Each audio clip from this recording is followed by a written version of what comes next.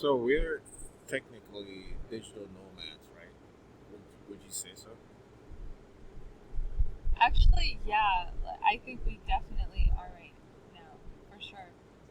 The only income we're getting involves is regulated by the internet. So basically, that's what a digital nomad is. A Yeah. digital nomad is someone who, if you're once you start making all your money or you move your income online, essentially a digital nomad. So we're digital nomads, and but I don't think that we're actually living the digital nomad life 100%. So explain that to me. Why aren't we? So part of the challenges of being a digital nomad is that your income is not stable. And it's not guaranteed. Right. So that fear is there, and I think that's what's kind of preventing us from making like taking up and traveling to a different location. Well, even though we're doing that, but we're not doing it as quickly as we should. Or here's the different narrative. Um, there would you say that there's a chance that we should losing my train of thought. Okay, well, what is a digital nomad then? What are the key characteristics? Your income has to be online, Okay. so which allows you to move to not be tethered to any one geographic location. You can move around. You can live anywhere, Right. which is also one of the huge benefits is that you meet different people, you participate in different cultures, especially if you're an international nomad. Right. So that's it. That's what makes you a digital nomad. I mean, I don't think that you can say that we aren't that right now, that we aren't fully digital nomads. Because even though, like, most of the income that our income is basically a combo of of whatever money I still Of get from online. real estate, which is online, Yeah, right? of getting online. I don't Any think it. kind of There's online no need to income. be like specific and call the names Okay, out. so yeah, so that all my income comes from online, and the only work I do is online, and it's been that way for the last 2 years, or since the pandemic started. And for you, the all your income is coming from a certain online platform anyway. Right. So it's all online. Like you can do this anywhere, which is what you actually have been doing. Right. Every time we move to another location, you do like you're able to get the same income anywhere just by using the internet. So we are actually fully digital nomads, and we are moving around. It may okay, well, so why don't you think we're fully? Well, I think that we're able to move our income online because we've been specific about working on our skills. One skills including SEO, writing articles that rank. We're running blogs. We're doing what we can to get those blogs to rank. Yeah. We also have run e-commerce stores in the past. Mm-hmm. We know what it's like to start a business. They haven't been all successful, but we've been profitable in some. Yeah. In our rental business. So those skills are very important when you become a digital nomad because you're gonna need to be a self starter. You're gonna need to be able to uh, feel like you can take your own fate on your own hands. You have to have a lot of self discipline. Okay, you, you need to know what it means to market your product, whether it's online or in physical location. Would you agree? So, so these those are, I would believe, the things that we've done so far, and we're still building. It's not like we've gotten there yet. Yeah. You know, talk about the things that you're doing or even the microgrids. Like, Right. Yeah, so I mean, we're selling online. So like everything online is online. And I think that you're saying that we're not digital nomads or we're not fulfilling that because I think we're just like, I'm not staying true to myself because I'm getting a job. You're trying to get a hospital job. right. So to be honest, I still have that fear inside because I've worked so long with people. So this transition to earning money online, while it's new, it's also very isolating. You start to feel like you start to lose those interpersonal social skills that you build when you're working with people. So that's one of the challenges. And because of that, I find myself reverting to some of the things that I used to do before, where, if I need a job, I just go on Indeed.com and I start applying for hospital jobs, local hospital jobs. But that's not how to be a digital nomad. A full digital nomad you have to let go of a lot of things and be willing and open-minded to start something new. And when you start something new, you stick to it. There's going to be a period of suffering or difficulty when you have to nurture whatever thing it is, whether it's a career, an online career, or a business. Nurture it. And then when it comes, when it takes off, then you start making money. So that's why I argue that we're not fully digital nomads, because we're still doing this, reverting to old habits. I don't know if it's an old habit, but it's, okay. But I would still say that you're at least a nomad, if not fully digital, because we're still moving around. We're still taking our life in our own hands on the road, and this whole getting a job thing at a hospital, it's not like you're starting up a whole new hospital nurse ER career. You're doing it so that you can just make some money for a while, and then when you're ready, you either move on to the next thing in nursing, or not even in nursing, maybe you whatever, you know what I mean? Maybe we go on to something else or whatever, the next thing will come. And I think basically what makes us nomads is that we're rolling with it. But it requires. But see, that's the thing. Right. I don't think that we're fully allowing ourselves into that digital nomad lifestyle. Because if I was, rather than looking for a hospital nursing job, I would go to websites like We Work Remotely or RemoteOK.com. I'll go to websites like that, look for specific remote jobs. You know what I mean? And stick to that. And or build a portfolio, because most of these online jobs, they want to see what you have done before.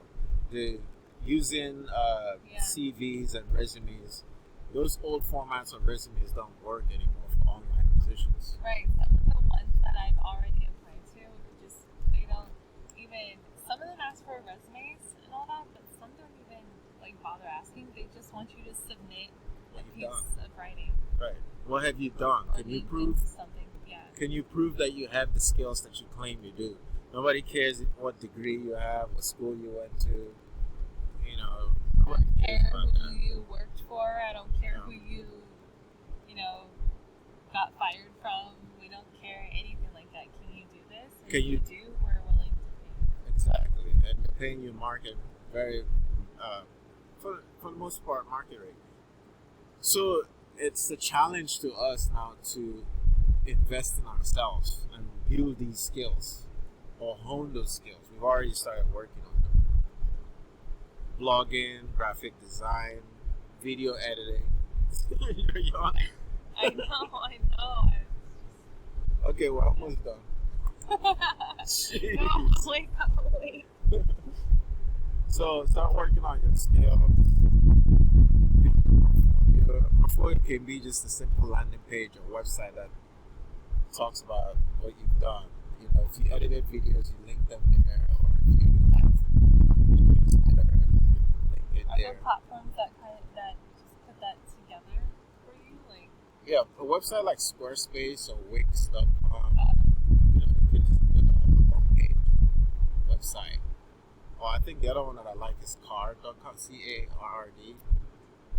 There's also, yeah, you just create a one pager portfolio page with your picture on there. yeah. And that's what you use to submit to some of these job boards. So there's a ton of remote work out there. And if you don't have the skill, if you're looking at a blank web page, you don't know what to put there as your portfolio, then it's time to reskill. Go to websites like Udemy.com or Skillshare.com and start taking courses. Like one course that you take can literally take you from an online novice to you're applying for work, for That's remote true. work. And also, LinkedIn has LinkedIn Learn. Yeah. And so if you pay for the premium version of LinkedIn, you get access to all of that. There's also Grow with Google, which is Grow with Google. yeah, they basically give you Google certificates to work for Google after you've taken their course, and it's free. I know. Facebook has What something the heck? similar. Yeah, like all these companies, these big companies, You they're take a training. course from them, and then they give you a job. Yeah, if you can demonstrate that you learned the skill, yeah, they'll hire you. You can make six figures from a nobody. So you don't need to go to college. You don't need to go to university. There's Yeah, I mean, if you just want to make a living and then just start living, you don't have to do that. College and universities they're still important, but it's not the only way to get you to money. If money and the career and all that is what you're after, then you don't have to do that. There's so many other options. there are alternatives, and you also this is the other thing that we're not doing. We haven't joined a Nomad community. We need to network with other people that are living the nomad lifestyle and learn from them and share stories. Invite them on a podcast and we'll talk to them. Absolutely, we really should. You know, We need to because get in with those communities. there are community-based digital nomad sites like Work Wanderers, Nomad Bays, digital nomads around the world. We can try to join these communities and check them out. And a lot of times, you can check out co-working spaces in the area. They're usually filled with remote workers. Really? Yeah, like Tampa Bay, like big cities. So, and this is the one that I think that we got right is that we simplified our lifestyle. We sold off a lot of things. And I think it's addictive because I remember when I was trying to convince you for us to go to that direction, and it was difficult for you to part ways with somebody. Right? Right. But the moment you bought into it, it's like I can't stop you now. You're I started to really feel like, well, even back, a while back, like I wanted to shed weight, but I guess I was afraid to just fully shed. And it seems like every single year going forward, I shed more. yeah, It's taken me a while. When you say shed weight, you mean that we got rid of more of our stuff. Yeah, I got rid of more of our stuff, but even more than that, like this is also, because I feel like this stuff it goes deeper than that. It's more of like a mental and emotional connection to things. So, Explain. I feel like I have a hard time letting things go, and it manifests in a lot of things. And some of that is just holding on to just like documents and papers and clothes and things that I'm looking at it like I'm never gonna wear certain dresses ever again. I know that I won't. But for some reason I keep thinking like I need to convince myself that I need to hold on to these dresses, and like I can't like let them go, even though I know they're out of fashion now. You know, I think we went through that learning together as well, because there were certain things I used a lot of my stuff for years, even right. decades. I don't know why I hold on to them. It's not that we need. Just like you, it became apparent that if I haven't used this for a year, there's no need carrying it and holding on to it. What happens is we become slaves to these material things. We do. And this is like a perfect demonstration of how we're becoming slaves to our things, like our actual physical things. Right. Because, I mean, there are so many things that we actually do not need in here, but we still hold on to them. For whatever reason, I can't figure it out. Because when I'm actually looking at this stuff, I'm like, there's no chance in any, at all that we're gonna use this in the next at least 1 year or more. Right. Because, our lifestyle has changed. Maybe in the future, it's not that we'll never need this stuff, but if it's something like a dish set or like a tea set, I have one of my tea sets and it's in there and I just held on to it. I only kept one. But we have not taken it out to use it since, we left. Actually, since for a really long time. And it's still there. It's still stuff in there. Letting it go would probably be the better thing to do because it's taking up space that we can't put like things that we definitely need. It would, because that thing is taking up so much space. And then, if we could give up that space and use it for things that we actually use, we would be able to get rid of so much, like open things up, around, and we would be a lot more organized. But my mental disorders will not allow me to give that tea thing up, and it won't let me to give up certain dresses, and it won't let me to give up some of these like heavy jewelry sets that I'm going to carry them forever, clearly, and I'm going to bring them all around the world with me. But we're making progress. It's a work in progress because, it was difficult to part ways, but we've started parting ways for a lot more than we did. And I would say that in the next few months, we're going to get rid of even more items. It's addicting, and it's addicting in a good way because you start to find out that you're actually reliant. We can do well without those things. It's not just the physical items. I mean, the things that we need to shed. I think this is just a physical manifestation of what's going on in here. But I mean, we need to shed, like memories and negative feelings that may be holding us down.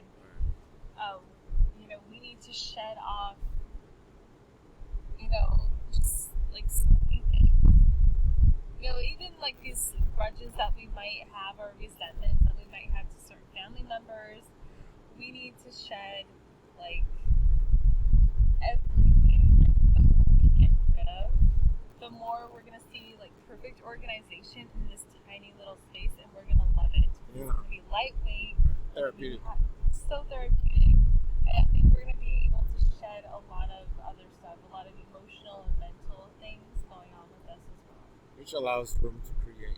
Which allows you to create and will help us going forward. I think that will become the magic of this nomad life. That's where you find the magic. That's exactly where you find the magic because it disciplines you. Allows you to go back to we go back to the basics. Now we've picked up a hobby of growing microgreens. That's creation, and only from leaving the comfort zone from where we were allowed us the ability to take on something like that. So I think that it's a net positive. We're also working on savings. We're spending less. We have a budget. It's still nerve-wracking to make decisions on the next location. If we have enough money within the budget to go there. Of course. But we're becoming somebody through this journey. We're growing through this journey. I think once we get to a place where where, we found, like, where we feel like we've been, this whole goal, our journey has been successful, and we've conquered our issues, and everything just kind of fell into place. Once we get to that place, we are going to be completely different people. Yeah. And I honestly, I can't wait to meet that, to be those people. I don't know who we're going to be, but we're going to be smarter and on all different levels. More self-reliant. We're going to be confident. More exposed. But it starts with us going all in. We're going all in. We really are going all in. Can't be half-stepping. Go all in and get traveler's insurance, health insurance, and then just look for remote work. Focus on that. Whether it's Fiverr or Upwork or some of these other sites, we just focus on remote work and blogging. So, I think that's it. Do you want to add anything else? No. I think that's it. I think we have so much growth to do, but I know that we can make all this happen. We're going to get our feet back on the ground. We're going to be a lot sturdier and stronger next round. We went through a mailbox problem, but it's been ironed out. So I don't want to. Did you get the key? Yeah, she dropped off the key. I'm not talking about the local resort. I'm talking about the mailbox mail receiving service. Gosh. We first started with one called America's Mailbox. They're out of South Dakota. So those guys, I signed up online, went through the process. On their checkoff thing, it offered. I selected something, and then it turned out that they signed me up for something else. And then when I asked them for what I signed up for, they said I needed to pay more money. And I thought, that sounds like a bait and switch, and I wasn't for it. I was kind of disappointed in that service. Really? Yeah, because so America's Mailbox, I'm still going through with them, and I emailed them to close it out. And they responded with an email that sounded very rude. And currently working with U.S. Global Mail. I would say we've had good experience so far. Wouldn't you think? So far, but there's just one hurdle, and it's really irritating me. So.